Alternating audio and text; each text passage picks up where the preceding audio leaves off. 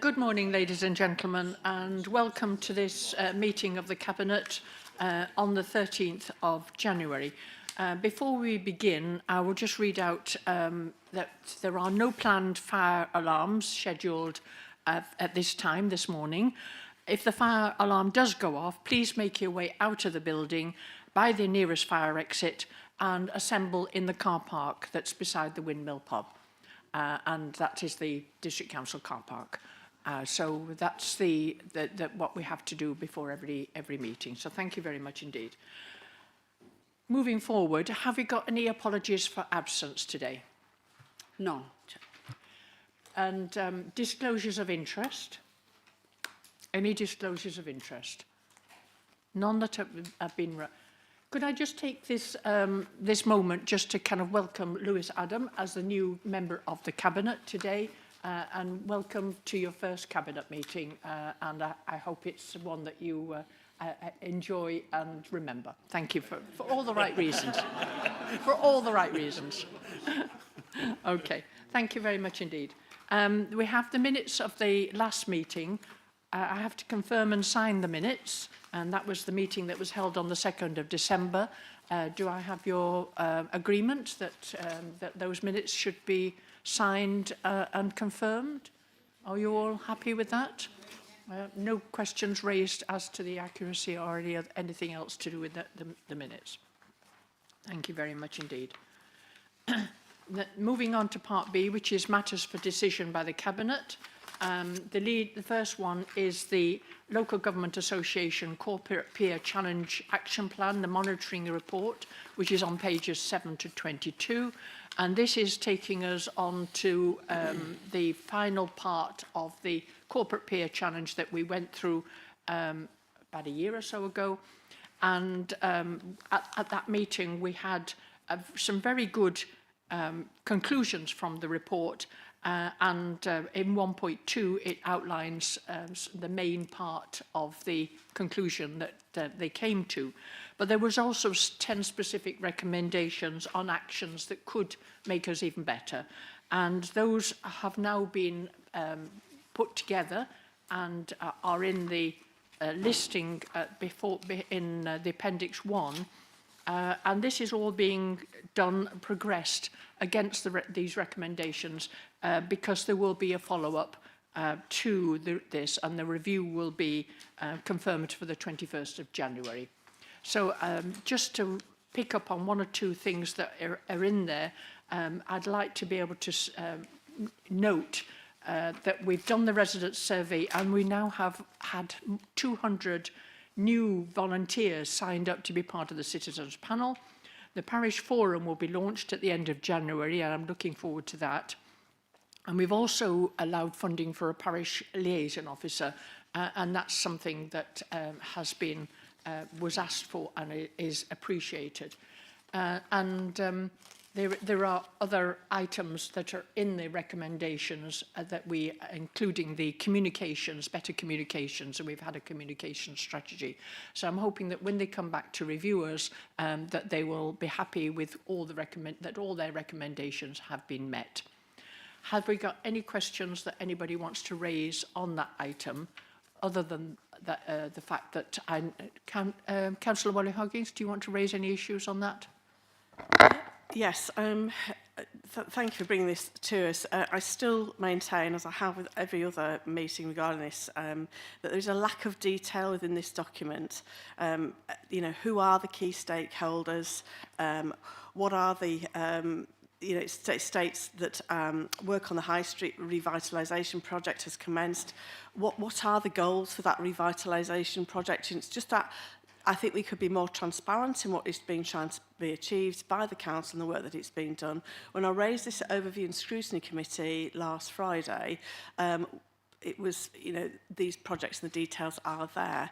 And I think it'd be useful for members of the public as well as councillors to see the embedding of, if there is a report on such matters, to have that embedded within a document online so that can then be accessed. It's not tricky to do, but I think it helps to give that transparency, because otherwise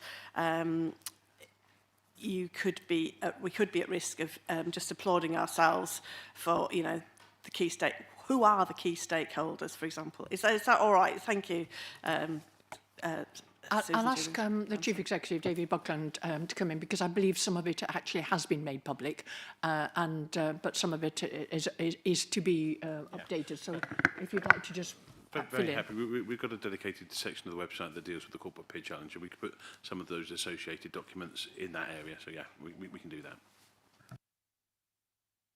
Councillor Crump. Thank you, Councillor Ginny. Obviously, we did discuss this over in scrutiny. There was the mention of a potential overlap with a working group involved with South Warwickshire Local Plan.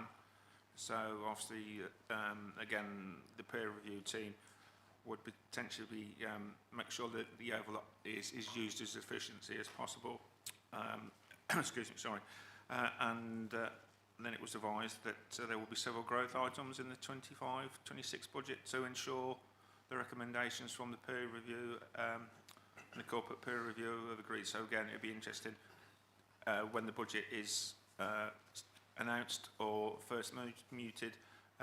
Again, it would be beneficial to see that highlighted and how it relates to us stakeholders and how it actually relates to a peer challenge. So just so we can see transparently that the resources and the money is going to be there to ensure the recommendations are going to be met. So hopefully that's helpful. Thank you. It is to be accepted that there will be a proper document drawn up for the peer review, which is on 21st of January, and all these will be covered. But also there has been some reports in past papers. It might be worth going back to past Cabinet papers as well to have a look at what has already been reported. Thank you. Moving on then to the second item, which is the... Oh no, we've all got to I've got to ask the Cabinet for their approval for the recommendation, and that recommendation is that the position in relation to the LGA Corporate Peer Challenge Action Plan Monitoring Report is received, and any issues identified for further consideration to be addressed by a further report to the Cabinet and the portfolio holder. And probably just leave it after it's received. just after received, up to then. Okay, I'm happy to propose that one as amended. Are we going to get a second, Councillor Coucher? Are we all agreed? Okay, thank you. I was rushing on to the next one because I'm very pleased with the outcome of this next item, which is item number on item 5, which is about the Shipston Leisure Centre solar panel matched funding. As you know, we had some money from a sporting and swimming pool support fund for the solar panels on the Stratford Leisure Centre, and then we were offered some extra money that was available from them, and we are now moving to put that solar panels on the Shipston Leisure Centre. And that's they've been offered a further 135,000 through the swimming pool support fund. And the notification of the grant came through rather late, but because we'd already got the Stratford one already ongoing, we are in a position to take advantage of this extra money. So we will, however, need to be able to put some extra money to it, to match it, to be able to make it, to realise the outcome of it. There's an approximately 17,000 deficit between the grant amount and the projected total amount. So this is to say we are wanting to do it. We're wanting and are pleased that we have been allocated the money from the swimming pool fund, but to ask your approval for an extra amount to make sure that we are able to match and realise what is coming from the swimming pool support fund.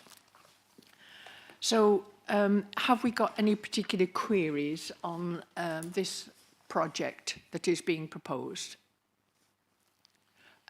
Yes, Councillor Curtis. It's not so much a query as a comment, really, if I may, Leader. Just looking at 1.3, gas and electricity use in leisure centres represents 34% of the council's overall carbon footprint, which I was astonished to see that it's so high. So I certainly welcome this initiative and hope that resources will allow us to put solar panels and perhaps solar arrays in car parks across all of our leisure centres over the next few years. Thank you. Councillor Coles. Sorry, trying to read your nameplate from here. No, I'm afraid I haven't got a question either. I'm just saying how delighted I am that we are able to do this and that the opportunities to forward. And although it is a difficult project to do, that we're going ahead with it. It's very important, very significant part of our climate work. Thank you. And I've been invited to see the first, when the first solar panels go onto the Stratford Leisure Centre. I think I'm going to go and see them. Councillor Grocott, and then Councillor Wally Hoggins, and then Councillor Passingham. Thank you, Leader. Again, another note, this is part of a decarbonisation programme, so we're also going to be looking at air-sourced heat pumps and other methods of reducing our carbon footprint going forward, which is obviously very important to reduce our carbon footprint. Thanks.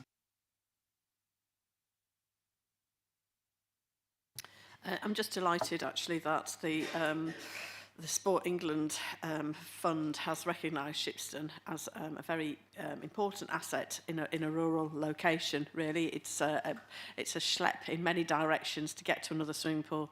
So I am heartened by the foresight that everybody has had in relation to this. Thank you.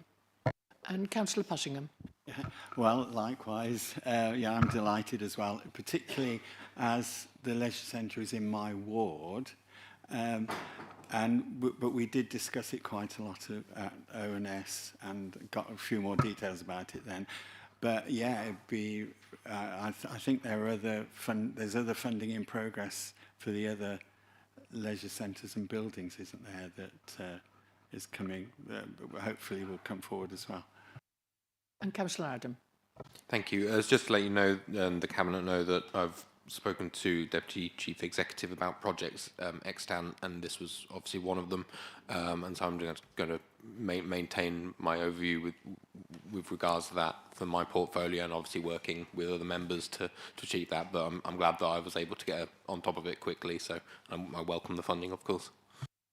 And I hope that this is the beginning of many other such projects where we've been able to apply successfully for outside money that going forward. It was a good success story.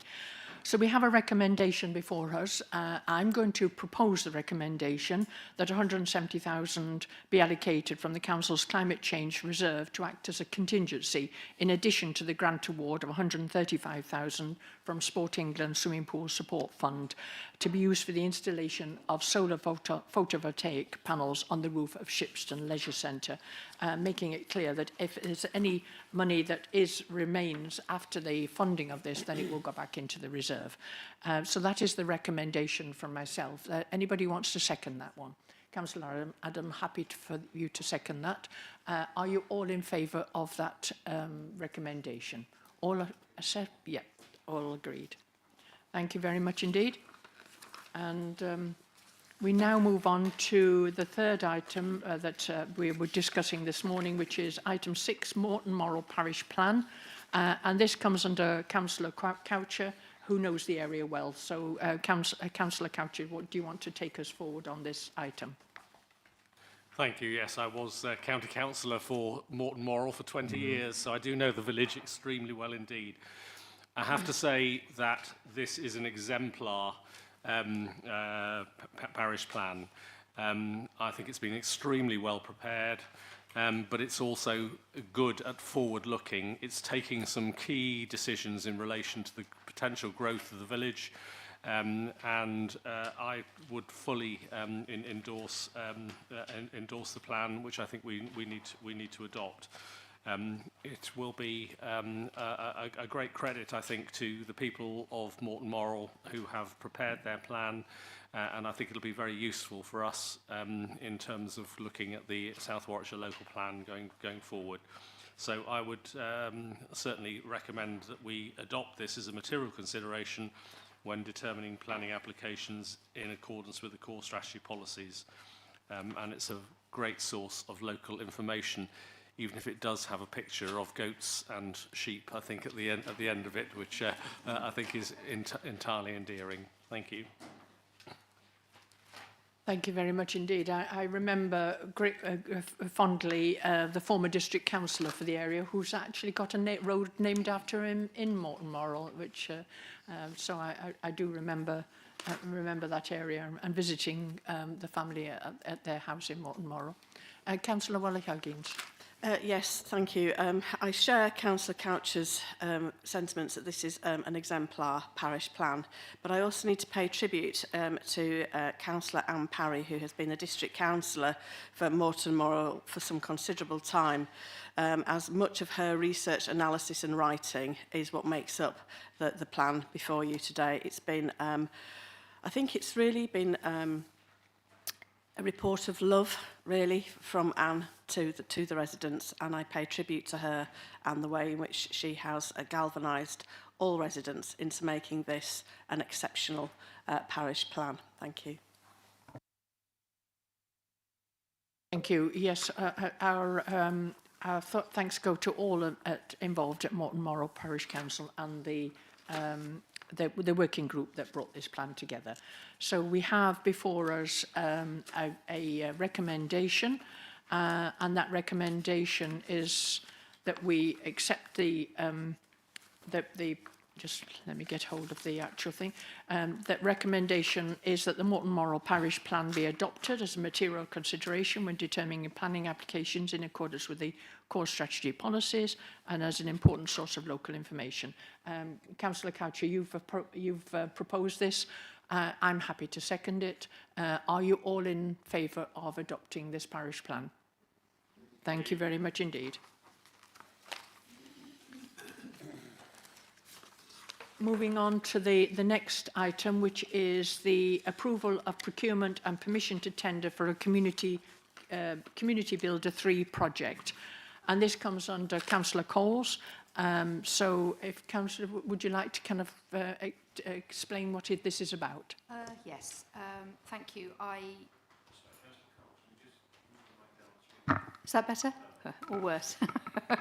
Right, thank you. Yes, this is a proposal to procure a community builder provision for an additional locality in the district.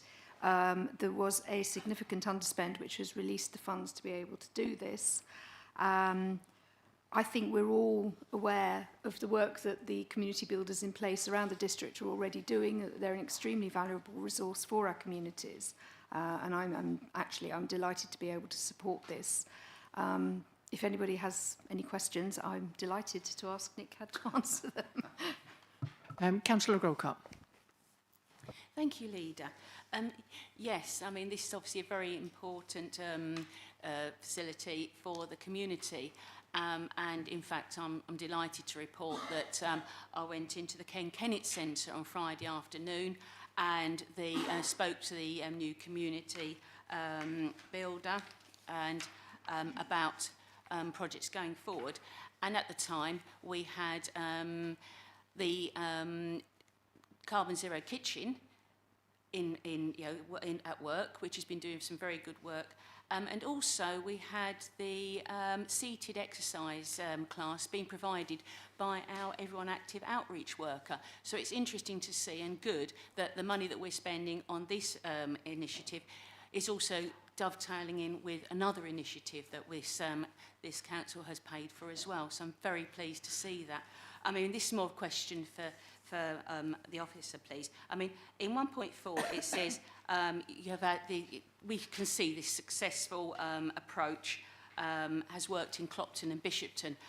As ward member for Avenue, which is between those two areas, I was wondering how we're going to be looking at the proposed expansion. What is that? Because obviously you've concentrated on those, but you're looking in 1.5 on how we're going to be rolling that out to different areas within the Stratford district. I'd be very interested to hear about that, Officer Caddy.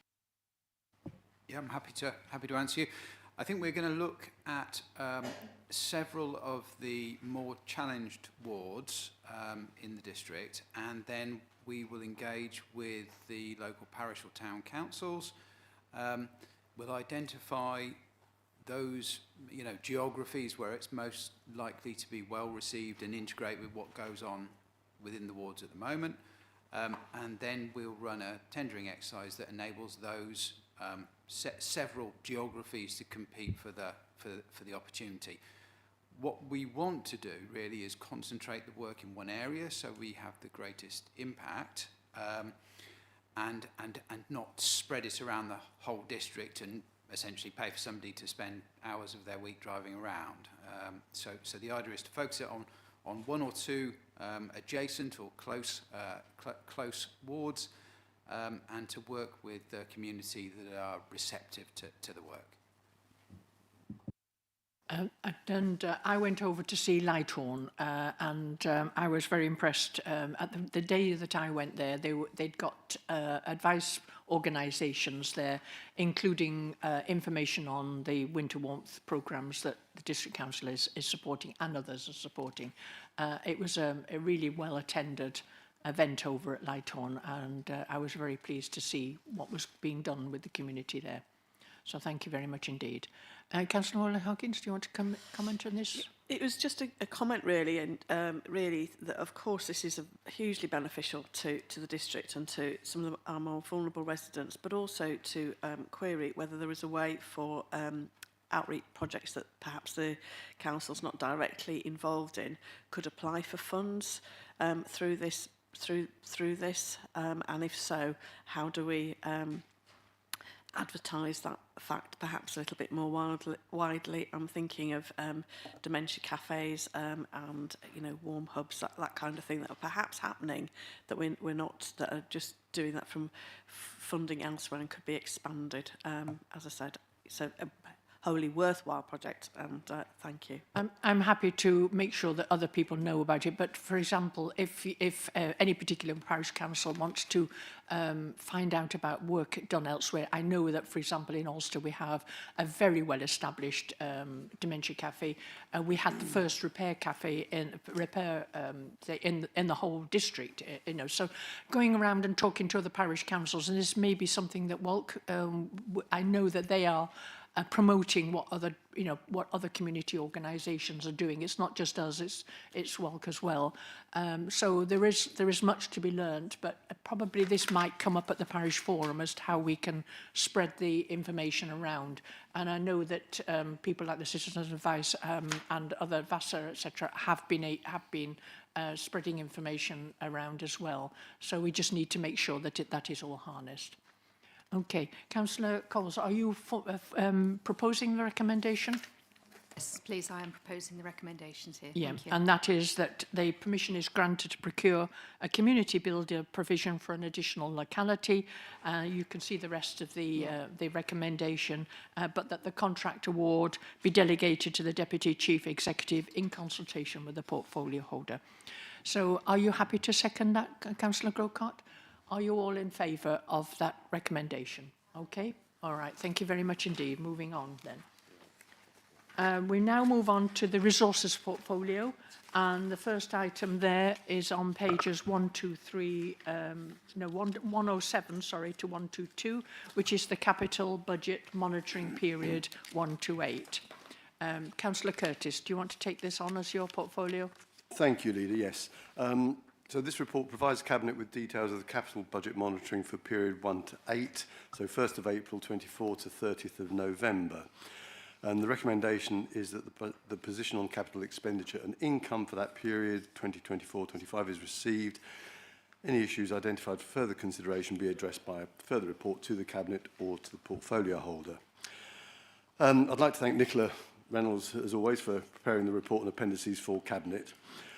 With the amendments agreed by Cabinet to date, total capital expenditure budget for the current year, including Section 106 and slippage, as outlined in the 23-24 capital budget outturn, now totals £8,007,035, and this is derived from the addition and removal of budget changes summarised in Table 2. There is slippage of 2023-24 items totalling 5,827,000 as detailed in Appendix 1, which is on page 113. And this remains the same amount as in the previous report of the 4th of November. And as seen, the largest single item here relates to section 106 of 3.6 million. I've just got a couple of comments on the section 106 table. On page 119, you'll see that in the table on page 119, which I can find, yes, there's a very helpful summary from Nicola here. And you'll see particularly there are two very large sums of affordable housing. I've just got a sort of slight health warning when we look at those, if you like. The affordable housing of 4.3 million, it's a significant amount, but as you'll see in the previous pages, 117, 118, it's made up of numerous smaller 106 agreements across the district. And the other very large item down here is the affordable housing. And I've had a brief comment from Nicola about this because £5.9 million, I thought there may well be some queries about what that sum is actually for. So this is from Nicola, which I'm very helpful of her. This is for extra care only. So on the until the first anniversary of the final tranche payment, which was received on the 31st of May 24, these monies are restricted to extra care affordable housing for the restricted geographic area of Great Ulster and Bidford and so forth. After the anniversary of the first year, the monies can be for extra care affordable housing anywhere in the district, and on the 5th anniversary can be used for any affordable housing project. I say that with a certain degree of irony, I guess, but I hope that gives some sort of clarification as to those very large sums of Section 106 affordable housing. Happy to take any queries on that report. It comes with those recommendations above, and as I say, if any issues can be raised, further questions to Cabinet or myself as portfolio holder. Councillor Coucher, you wanted to come in first. Yeah, and I'm pleased that that those large capital sums have just been identified. I think we have 12.47 million pounds of SIL and 106 money that's not been spent yet, and I think in view of where this authority may be going for the future, I think it's incumbent on us to be doing maximum things to actually getting that money spent. I think we frankly need to be monitoring this, I think, very regularly, Chair, to make sure that we are seeing it going, because I think it just can't just sit there from year to year. We've got to have a positive plan about how it's going to be spent. And could I ask a question as well, because the extra care funding for Ulster was intended for, or is intended for, a site that is owned by the County Council, and the problem has been the position of the County Council in being able to release it. It's not directly that their position, it is in a flooded zone areas, but we have to find an alternative, and we do need to work with the county on that. So perhaps that could be taken up with them. Thank you, Leader. Any other question? Councillor Rowley-Hoggins. Yes, obviously there's quite a stupendously large amount of money that's an underspend. We all know what's coming down the line. We won't talk about that at the moment. But I would say that this money needs to be spent very wisely for the intention, social housing. There's only going to be more of that extra care social housing with an older generation. And can I just say now that the spend of this money needs to be done so very wisely, because this will be the final legacy of this council to the area. And actually, for me as a councillor, that really matters, that our legacy, be that properties, be that places that people can come and live and live independently. I think there is nothing of more importance to this area than precisely that. So I would welcome to hear how we're going to report on the spend of that money, because actually time evaporates very rapidly in the situation that we find find ourselves in, and with any rules and regulations regarding the spending of funds as well that may come down the line to stop people from spending this. But caution, wisely, and legacy would be my key words from this. Thank you. Can I assure you that those conversations have already started and have been underway for quite some time. As I say, we do need to work with others, but Councillor Coles is certainly starting those conversations and has been having conversations with the housing team about how that might be done. Councillor Crump.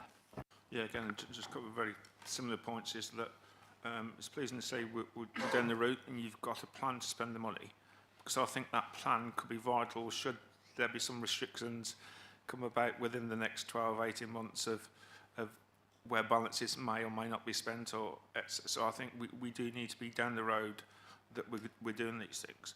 Obviously, from a scrutiny point of view, we will be scrutinising how we're getting value for money, best value from these items as well, and that's the whole ethos and purpose of scrutiny. So I do think that's fair and reasonable. But like I say, yeah, we all know what's happening. We are starting to read the tea leaves of what's happening, because that's the only way we can find out information about the new proposals, because the proposals aren't particularly clear. So I think that is important. And just one plea to, I usually look at these things online. It's far easier. And obviously, you're damned if you do and damned if you don't. If you want to put as much information out as possible.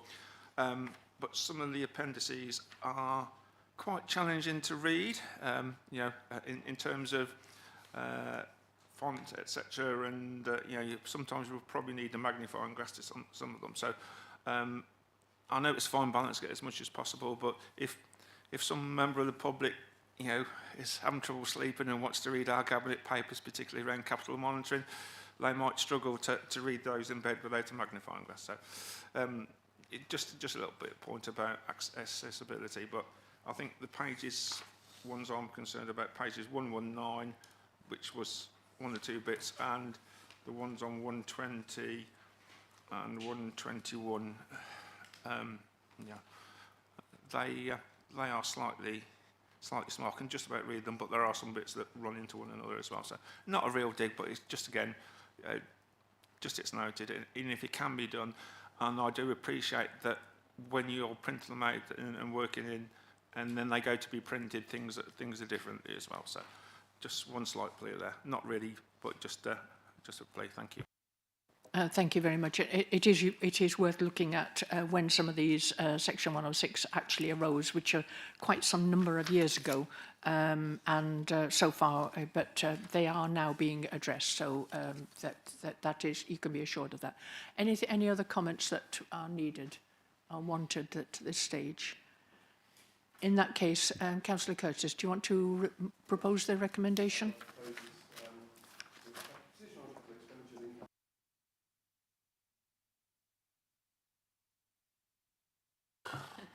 Sorry.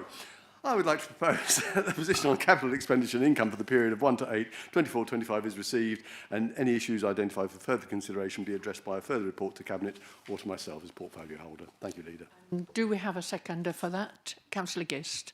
And are you all happy with the that report and that recommendation? Okay, thank you. All agreed? Thank you very much indeed.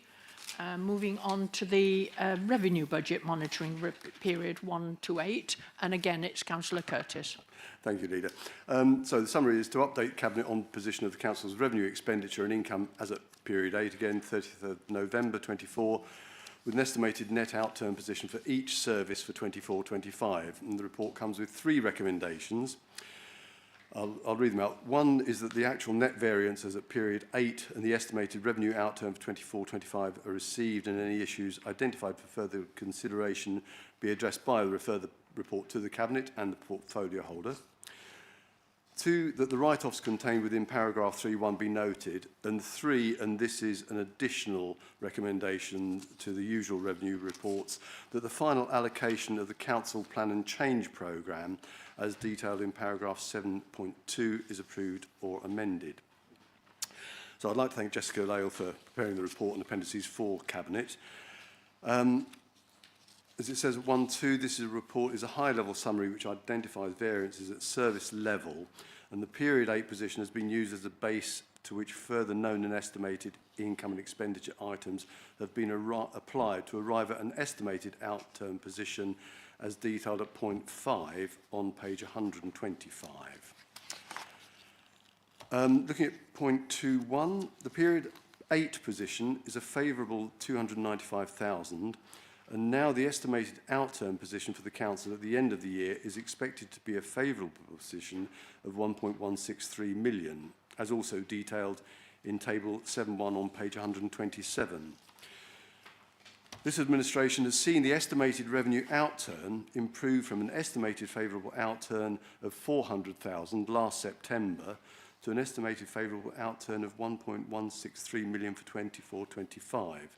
So at the end of period 8, I think the council's finances, we could say, are looking in pretty good shape. 3.1, a few comments here. Council tax and NNDR, the write-offs here are within the expected parameters. The housing benefit overpayment, forecast overspend, is due to under-recovery of housing benefit overpayments and a shortfall in housing benefit subsidy, which we are unable to recover. Turning to point 4, the budget monitoring position, a few comments here.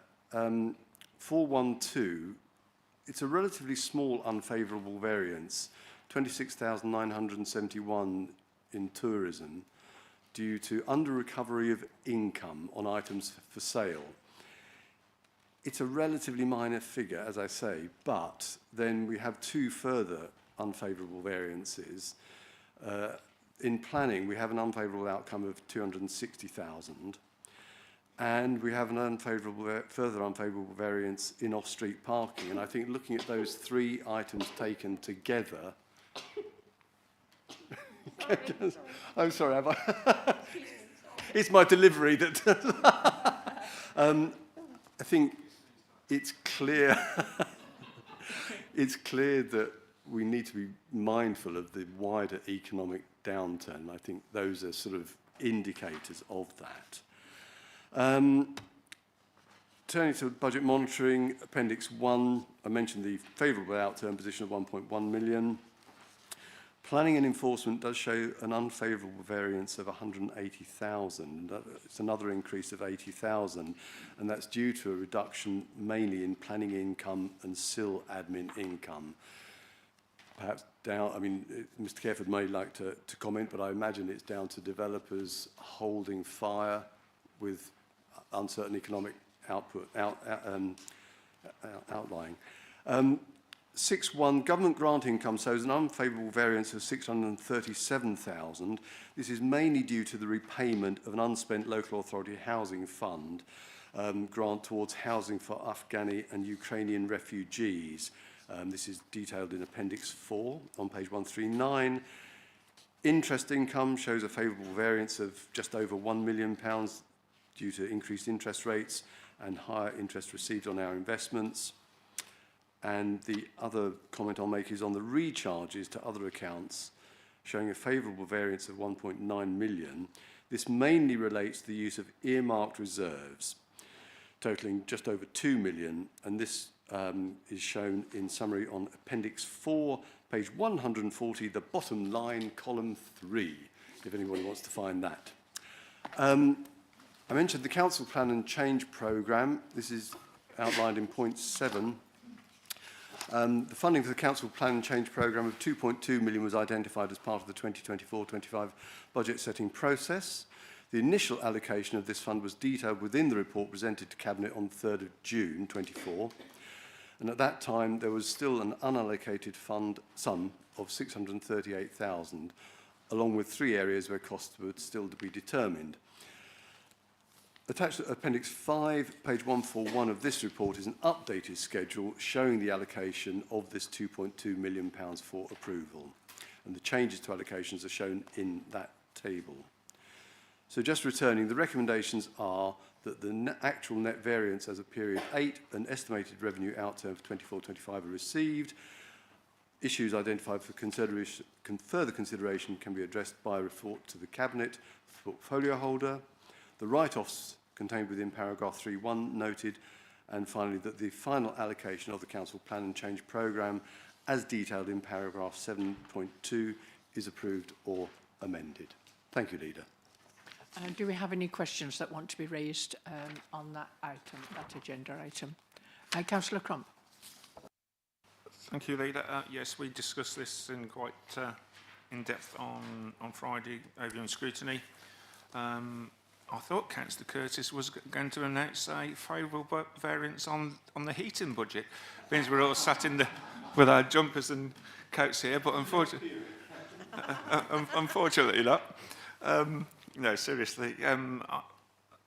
One of the themes that are running through is the impacts of job vacancies. There seems to be several areas with vacancies, and I think we'll be working with the Employment Committee to see how this can be looked at on a future work plan item regarding job vacancies, considering the impact on performance, you know, the expenditure on agency staff, which can have a premium with them, and the possible reasons for recruitment challenges, and also potentially the effect of the local government review on recruitment and again the effect on staff and staff morale. I've been liaising with the head of service regarding parking income. We've had quite a few in-depth via community services emails regarding potential issues around parking income, so we can monitor those, and the portfolio holder spoke about them briefly as well at the meeting. One of the things we talk about the viability, the economic downturn, and we did manage to question Councillor Cates before he went to another meeting regarding planning income to information and about trying to maintain the vitality of the town centre. So we thought that was quite important, and it did seem to be some link between planning income, tourist information sales, car parking income, and viability. And after you'd gone, Councillor Coach, Mr. Kerver did a good job as well. Just reassure you that. So, thank you for that £5 anyway, John, for that. So yeah, that was really positive. And what we're trying to do as well is I'm trying to meet with the head of resources prior to agenda publications for items on this, because it's not fair for Councillor Connery or Mr. Curtis, Councillor Curtis to try and have to explain things that potentially are not in his portfolio, whilst he has a working knowledge of those. Sometimes the portfolio holder has more in-depth details about things. So what we're trying to do is, if we have some real queries that over, say, invite the portfolio holders to come along and ask with those. And a future item, what we'll do when we have cabinet member question times, we'll also ask them to give us details of particular issues on their budgets that have come out, because whilst we're there, it's a good opportunity to grab them. And we did talk about the planning income when Councillor Coach was there. So quite a few things on there. And like I say, we've all heard about the economic downturn, etc., and the potential income. But I suppose the one thing that I've spoken to Mr. Burrell about is investment income. That is, still helping to prop up the budgets. And because of potential policies by central government, it's unlikely that interest rates will fall as quickly as anticipated. So investment interest is likely to remain relatively high and potentially help to counteract some of the falls in income. So every cloud has a silver lining, as they say. Thank you. Councillor Curtis, you have some recommendations. Do you want to propose those recommendations? Yes, I'd like to propose those recommendations outlined at the beginning of the report, which I've read out already. I won't read them again. Thank you, Leader. And I need a seconder, Councillor Coles. And the Cabinet, are you all happy to accept the recommendation? All in agreement? Agreed. Thank you. Thank you. Moving on then to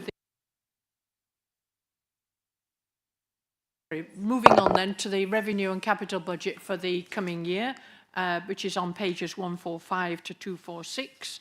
And again, this falls under the portfolio of Councillor Curtis. So would you like to introduce that, please? Certainly, thank you, Leader. First, I'd like to thank Mr. Burrell and the whole finance team for the report and the meticulous work that's gone into its preparation. It's a long report. I'm not going to go through the whole thing, but obviously I'm happy to take questions. I'll make a few comments. So the report sets out the background assumptions and proposals forming the Council's draft budget and capital budgets for 25-26 to 29-30 to enable consultation with the public, local business, stakeholders and elected members. Following consultation, the budget will be brought back to the Cabinet at its meeting scheduled for the 10th of February, prior to final budget decision by Council on 24th of February.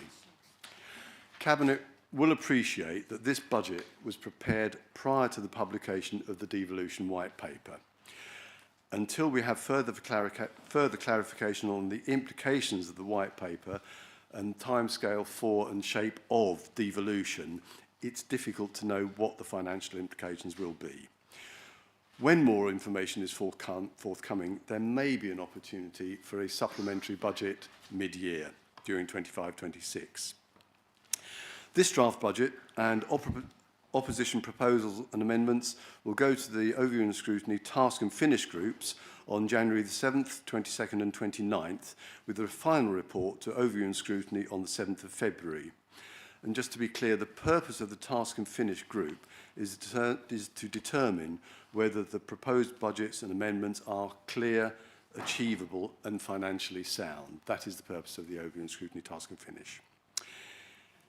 If the Cabinet approves this draft budget, it will go for consultation with the general public and with the business community, including a consultative panel for the business and community and NDDR in Elizabeth House on the 28th of February. The recommendations, and there are several, I'll read them out. It is recommended that the following be endorsed and recommended for consultation and scrutiny. 1. The Council's medium-term financial strategy 25-26 to 29-30. This is in Appendix 2 on page 167. 2. The proposed budget amendments, taking into account the impact on the Council's revenue budgets for 25-26 to 29-30 in Appendix 2, page 167. The service budgets, as shown in Appendix 3, page 171. Fees and charges in Appendix 4, page 183. The amendments to capital and revenue reserves, including the General Fund Reserve, and this is in Appendices 2, 5 and 7. The capital programme 25-26 to 29-30 is in Appendix 5, page 229. Comprehensive Reserve Strategy, written by Mr. Burrell at Appendix 6, page 231, and the use of earmarked reserves at Appendix 7, page 245. And secondly, Cabinet is also asked to select an option from Section 714 in relation to the potential for council tax premium on second homes. Just a couple of other comments. Looking at 1310 on page 149, the release of funds from the Business Rates Equalisation Reserve of 3 million, from the Inflation Reserve of 1 million, which Mr. Burrell feels is perfectly prudent, and the COVID reserve of 1.8 million will enable this administration to fund a number of schemes outlined on pages 149 and 150, which will directly benefit our residents. The administration will invest in schemes to increase health and well-being, £80,000 towards a screening programme in partnership with the Graham Fulford Trust, and £100,000 to support development of cycle infrastructure, leading to increased active travel with associated mental and physical health benefits. We are increasing support for our local communities with a fund of £250,000 aimed at enhancing and improving community facilities and services, fostering stronger and more vibrant local communities. Protecting and improving our environment is a priority. Our tree planting scheme for parish councils continues, £50,000, and a further £520,000 is going into our climate change fund, and we'll see an investment of 1.2 million in the Avon Hydro scheme. Also, we plan to invest £2.5 million in affordable and temporary housing, and we will continue to support victims of domestic violence with a grant of £30,000. Councillor Crump commented earlier about the growth bids, and the growth bids approved by Cabinet are outlined on page 151.1311, and there is a summary of the current capital programme in Appendix 5 on page 229. So we are asked to select an option from the following: Yes. Council tax premium on second homes. I think perhaps there may be a few questions from Cabinet around that before I comment on there. First of all, before we get to that, could I just note that in 1.43, and you'll be able to confirm, it's disappointing that the government was proposing to remove the Rural Services Grant. We're making representations on this issue directly to government through the consultation and through the Rural Services Network. Can you confirm that the loss in income across the medium-term financial period is over £2 million to this district council? Just check that with Mr. Burrell. Mr. Burrell confirms that yes, that is the case. It's a relatively small sum per year, but over the MTFS, yes, it's £2 million or thereabouts. So we will be taking that up as an issue, and yourself, you can. Well, I know I already have had some talks with the Rural Services Network, but I know they're doing a consultation on this and making a joint representation to government. Okay. Moving on to any other items that you want to raise. Any other questions? I've got one or two questions that we might raise. On the council tax premium on second homes, we've had some updated figures. I believe the figure now is 866 within the district, not 784. And we've now had some breakdown on the council tax bands in which they fall. So that has been very useful. But could you please just actually answer my question about the impact of the government's budget position in this area? I believe we've been penalised for not raising this as an issue in the past. Yes, thank you, Leader. The government's position is that it expects all local authorities to maximise income from council tax in whatever shape or form that takes. And as part of that process, they are expecting that local authorities do increase the charge on council tax on second homes. The government's calculation is that we should, had we introduced that additional council tax premium, that should have generated an additional income of around 140,000. It's there or thereabouts. I think, Richard, I think it might have been 137,000. But it's certainly, it's pretty much on the mark of £140,000. And therefore, taking that assumption into account, the government has reduced its grant to this local authority by £140,000. So I hope that answers that question, Leader. One of the things that we noted before was that although the amount that will come to the district council is relatively small, 134,000 thereabouts, or 140,000, depending on which calculation you look at, but that the majority, the main fund would go to the county council. Now, we have spoken to the county council. They are minded.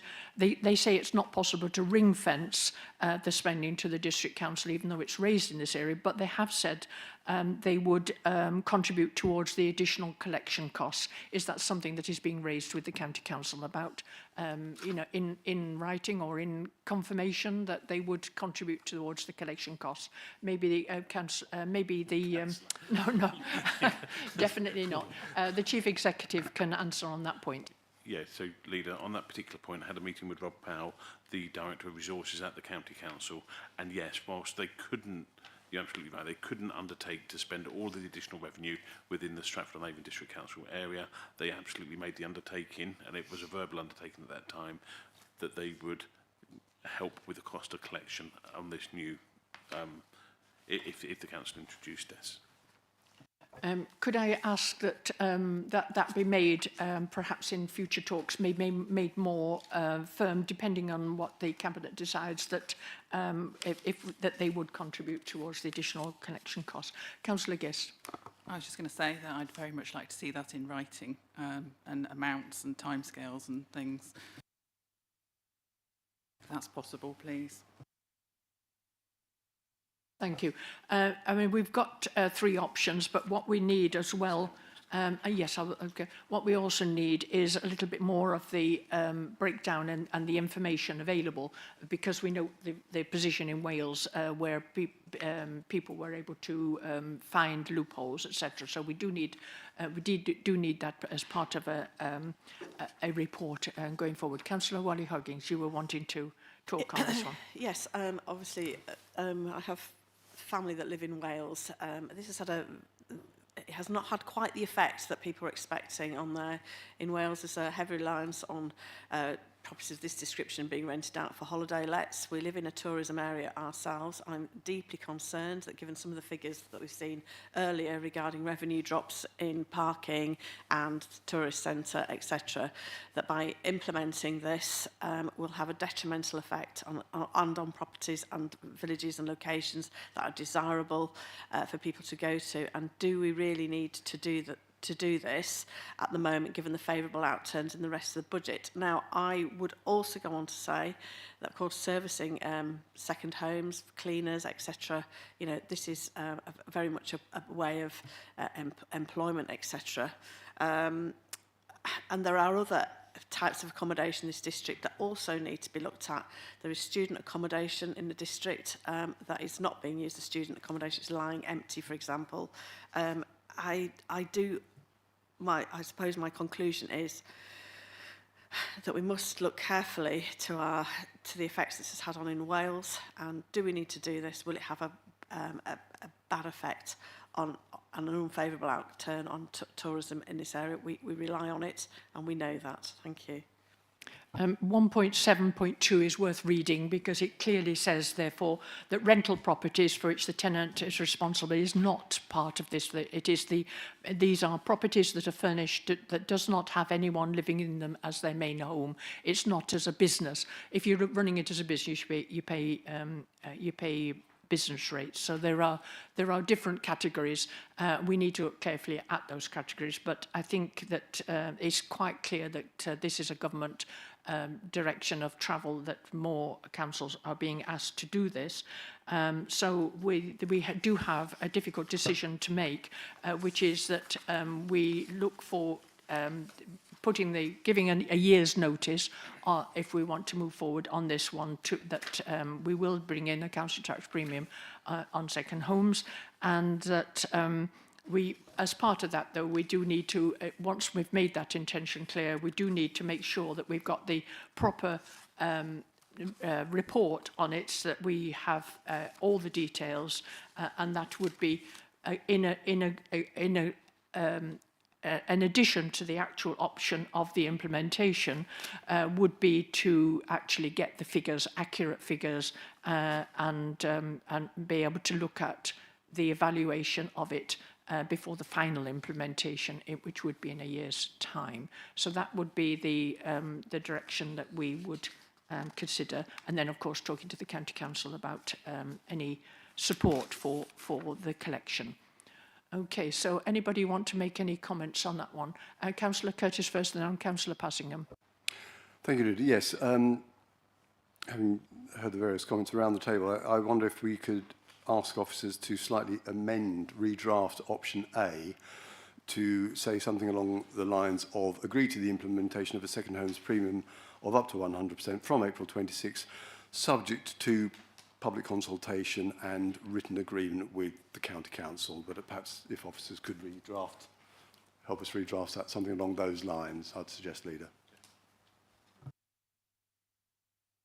Yeah, obviously, well, we're very much in favour of this, even if it doesn't raise much revenue for the district. It would be a good thing for these empty homes to be used by people, because there's a shortage of homes.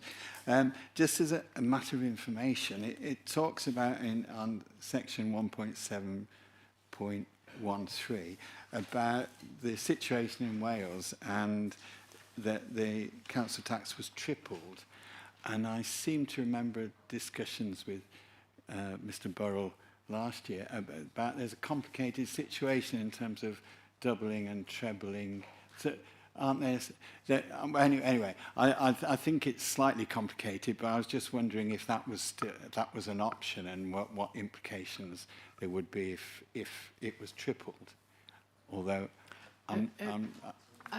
this is probably something we need to have understand a bit more, but I do understand that elsewhere in the country there have been loopholes. People do find ways of looping, by marketing, for example. But that is would be part of any analysis that we would do to make sure that we understand all the implications. But yes, we do need to move forward on that one. Councillor Curtis. Thank you, Lydia. Just a final comment. I think, we are under huge pressure to build housing, and even if only some of this housing does come back onto the market, I think that would be a good thing. It's interesting, I've got a breakdown now of the housing numbers by Band D equivalent, and over half the housing that could be released is in bands A, B or C, which are obviously lower value properties. We have a massive shortage of affordable housing in the district. It may be a marginal help towards relieving that, but at least it may make some difference. And just a further point, if these empty homes do come back into the market, as it were, taking an extreme example, if all 866 came back into our housing register by next September, then my understanding is that from the following government settlement, it would assume that we had no second homes. So we would get that full government grant. Is that correct? Yes. Yeah. Thank you. Councillor Giss. Sorry, Leader, I'm just having a think about the wording that Councillor Curtis was suggesting. Am I correct in thinking if we don't give the notice now, we have to give it now if we want to implement it next year? So I was wondering if we should say we agree to give the notice because we don't want to get caught out if we decide to proceed, and then subject to the points Councillor Curtis raised, then we would agree to the implementation of the second homes premium as per the wording of the recommendation. Do you think that's more satisfactory, more clear explanation of what we intend to do? I think that's clear, and that can be worked on. Yeah, thank you. I think we absolutely get the message. Yeah. You're taking the in-principle decision now, subject to a further report, that you could then revoke that decision before the 1st of April 2026. But unless you give the notice now, you can't do it for that day. You've had the debate on that. Is anybody else? Councillor Wally-Huggins, are you? Just a clarity, are we just debating this part of the budget section that Councillor Curtis is delivering, or do you want me to bring up another matter as well? I was trying to keep it to that, only to do the second homes at the moment, but there was another matter that I wanted to raise about this agenda item. Yeah, we're discussing the whole of this item that has come under Councillor Curtis's portfolio for the revenue and capital budget. In that case, then, I would also like to raise the point that I am gravely concerned that there is a proposal here to spend £1.2 million on the Avon Hydro scheme, given the other downturn in economic downturn across the country, that spending 1.2 million on the Avon Hydro scheme seems to me to be reckless. Thank you. Obviously this will have to go through the complete process of a project, but it's meant to be an income. As with solar farms, etc., that renewable energy, there will be an income going forward, and it will be subject, obviously, to the contracts with the people that will buy the energy from the scheme. I have seen the Pershore scheme, which is at the leisure centre in Pershore, which has been running for some considerable number of years, and has not only paid it all off, but is a generator of income for the local council. So it's something that would be subject to the project, and making sure that all the details, the contracts, etc., are properly signed before we proceed with it. But we have to start somewhere on it. So thank you very much indeed for that. It's Councillor Crump. Do you want to come back again? No, I'm been on this one. Yeah, I'll come in on just briefly on this. What I would, just like to, I would like to see the report that comes back to scrutiny, that the proposed one that Councillor Curtis and Mr Buckland were mentioning, the second homes, that would be, we'd like to scrutinise that, would be on our work programme. Because I'm always wary that things need to be done properly. I'm always wary of unintended consequences of actions. And we all know the winter fuel allowance, for example, has been a great example. I'm not transposing the two. But I think we do need to look at this properly, look at the actions, and also the amount of officer time, valuable officer time, that will be potentially generating £137,000 worth of income. Whether that officer time could be spent differently to generate extra income, or plans to spend the £2.5 million housing to rent schemes to reduce the number of homes of more people. So I think we just need to look at this properly in the round, rather than just do it in isolation. So that's my main concern. I would like it to come back to scrutiny as well. I'll bring the Chief Executive in at this moment. Thank you, Leader. If it's ultimately agreed in principle, that's all it is at this point.